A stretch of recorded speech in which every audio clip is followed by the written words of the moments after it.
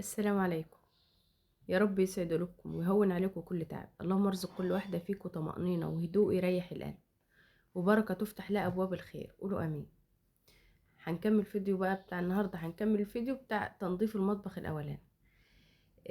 يا رب تشوفوا الفيديو وأنا بشكر كل واحدة دخلت. العيلة بتاعتنا كبرت يا بنات وبقت حوالي 230. فربنا يبارك لي فيكم يا رب وعيلتنا تكبر كده بيكم، وما يخشش هنا غير كل واحدة محترمة بنت أصول. آه، فيديو النهاردة كان متعب. هو مش متعب اللي هو متعب بس اللي هو عارفين تنظيفات الدهون. بس بصراحة أنا جبت مزيل الدهون اسمه سيترس، بصراحة جميل. هبدأ بالشفاط ويعني هاخد الأدوات بحالها، أحطها كلها على الرخامة على كيس سودا كده، وبعد كده إيه يعني الحاجات اللي عايزة تبوش بمعنى أصح. الشفاط كان بقاله فترة ما اتغسلش وده بصراحة غسيله غلس، بس انا بنعمل فيه حركة كده بتريحني خالص يعني. الاول ما كنتش عارفة الحركة دي، بس بعد ما عملتها بصراحة يا بنات هونت عليه حكاية تنظيف الشفاط ده جامد يعني. هنا بحط السيترس ده. السيترس ده في منه كذا نوع كذا لون يعني، كذا لون كذا لون وكذا ريحة. في ابيض وفي البنفسجي ده وفي لون اخضر. والتلات الوان بيقولوا بتلات روايح، هو كلهم للدهون والحاجات دي. هو بصراحه مبص معايا الاستانلس، بس انا بخاف على الاستانلس البوتاجاز لانه بيبقى ايه عارفين حساس شويه، فما بغسلش بيه قد كده يعني. خدت العيون بقى عشان العيون بتسمر من اقل حاجه، حطيت عليها ملح ليمون وكربونات وشويه بريل كده وميه سخنه، بس هو ده اللي بحطه على العيون بتاعه البوتاجاز. وكان برضو والله العظيم بقالي حوالي زي اقول لكم 3 4 شهور ما غسلتهمش، بمسح بس كده. آه، هنا بقى خدت الحوامل بتاعه البوتاجاز والشفاط ورشيت عليهم بقى وحركينهم دول. وهاخد برضو الحاجات بتاعه الفرن دي اللي جوه دي. على فكرة ده مش فرن يا بنات، ده بوتاجاز. كان بوتاجاز بس كان يعني في حاجات يعني باظ، في حاجات باظت فيه يعني خليته فرن والبوتاجاز اللي هو اللي فوق ده. بس بصراحه النوعين ما شاء الله عليهم ممتازين. بصوا يا بنات وانا تحت برش، بص الدهون بتنزل ازاي والله من غير يعني. انا طلعت كده مسحت بالفوطه بس. حاجه الحته اللي بحس ان هي ناشفه بس كده بعملها بالليفه، حاجه بسيطه خالص ما شاء الله عليه جميل بصراحه. طلعت بقى هنا على كرسي ورجلي على كرسي ورجلي على الرخام وخلصته. كنت فرشه هنا كيسه سمرة بقى على البوتاجاز وخدت العيون كله بغسله بليفه بس وصابون يعني صابون بريل بس. بص كان في حاجات سمرة هنا، حطيت شوية سيترس ده كده عملتها بصبعي كده بس طلعت يعني ما شاء الله عليه بصراحة، بس مش عارفة سعره كام. انا الاسعار تسألوني فيها ما شاء الله اللهم بارك. اللهم صل على سيدنا محمد وعلى اله وصحبه وسلم تسليما كثيرا. اللهم امين. اللهم صل على سيدنا محمد.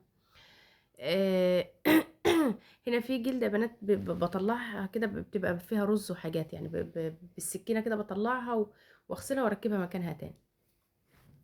المهم يا بنات كنت عايزه احكي لكم عن حاجه النهارده بصراحه، وانا بنظف في المطبخ كده ابني جه ورايا، ابني الكبير، فبيحكي لي فيديو سمعه على النت. فقلت له انا هعمل كده مع اخواتك، بس انا عايزه اخد رايكم، خايفه اعمل كده مثلا ما يمشوش على الوعد ده مثلا، او مش عارفه. بس هو بصراحه هو عجبني يعني الفيديو عجبني، او بيقول لي فيما معنى الفيديو يعني. وانا يعني هو قاله لي، انا ما سمعتش الفيديو بصراحه. بيقول لي في واحد امه كان وحيد امه يعني، او امه قالت له ان لو بتحبني عايزاك توعدني وعد. فقال لها طب ايه الوعد ده يا امي؟ قالت له لا توعدني الوعد الاول. فقال لها انت تأمري.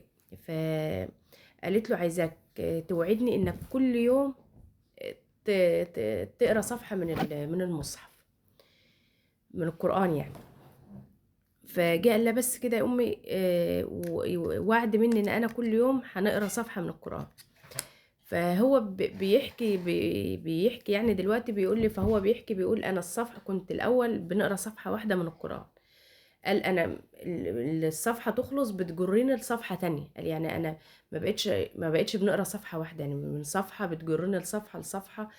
فبيقول ان انا بقى القرآن ده جزء مش جزء مجزأ من حياتي اليومية، اللي هو حاجة ما ينفعش نستغنى عنها. فبقول ان القرآن ده غير حياته يعني 99 درجة.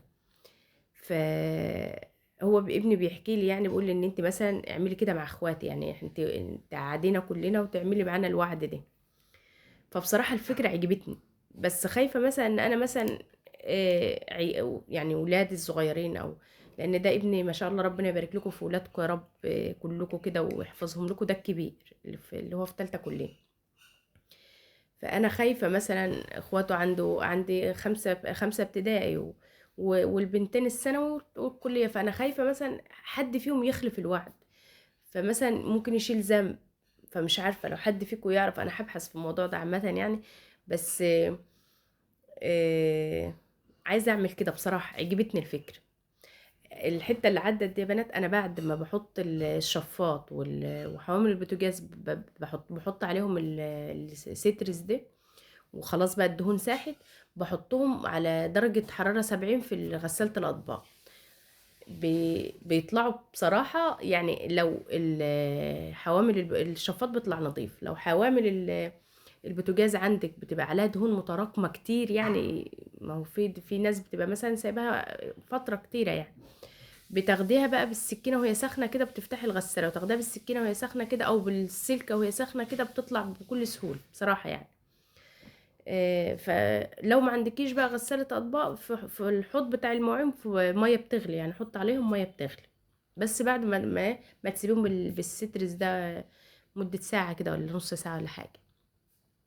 هنا بقى نظمت البوتاجاز، مش فاكرين يوم الفيديو اللي فات لما طلعت الحاجات منه، خدته بقى نظفته نظمته كده يا بنات، وايه، وظبطت الحاجات، وكان ناقصني شوية بهارات وحاجات جبتها وحطيت كله بقى كده. مش لازم كله بقى على فكرة طقم توابل، يعني في عندكم، انا اي حاجات بلاستيكات ما برميهاش، اي براطيم عسل مش بتترمي عندي. هنا بقى شوكولات شيبس، كاكاو خام. بص هتلاقوا البراطيم دي، اي برطمان هتلاقي فيه حاجة محطوطة، يعني حلبة، كله يعني. مش برميهم بصراحة الحاجات اللي بتاعت الموظفات اليومين دول غالية يا بنات بأسعار غريبة. على العموم انا مش عايزه اطول عليكم، متنسوش بقى يا بنات لايك وتعليق حلو زيكم كده عشان ترفعوا لي الفيديو. والفيديو الجاي بقى ان شاء الله ننزل بالمطبخ بعد التشطيب، وهتوحشوني. ومع السلامه.